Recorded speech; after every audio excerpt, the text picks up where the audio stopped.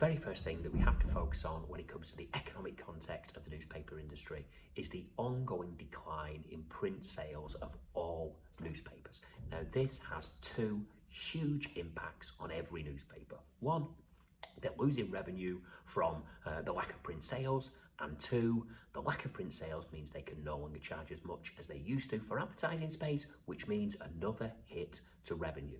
From there, we need to look at how each individual newspaper and news brand has managed this transition to the digital age. Now, in the case of the Daily Mirror, owned of course by Reach UK, which a few years ago horizontally integrated by taking over the Daily Express and the Daily Star, two newspapers with more right-wing leanings as opposed to the traditional left-wing political direction followed by the Daily Mirror, they decided that the best approach is to give all their content away for free on the website, free via the app, which means that they expect the revenue to come from advertising.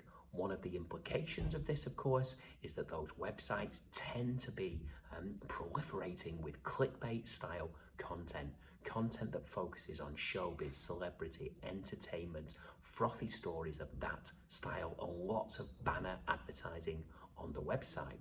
When it comes to the Times, owned of course by News UK, they have taken a different approach. They have erected a paywall, which means that you need to pay if you want full access to all the stories on the website and if you want full unlimited access to their app.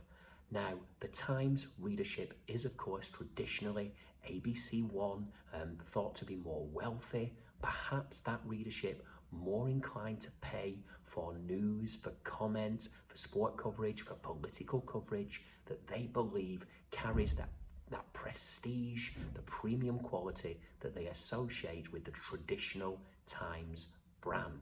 Also, another way in which newspapers have attempted to surf this transition is of course by taking on more and more sponsorship deals, advertising tie-ins. We only have to look virtually every day at the Daily Mirror's front page to see these big, bold adverts emblazoned on Lincolns with Bet365, William Hill and other gambling associations. The Times, another way in which they have managed that shift is through digital convergence, of course, something that all newspapers have done.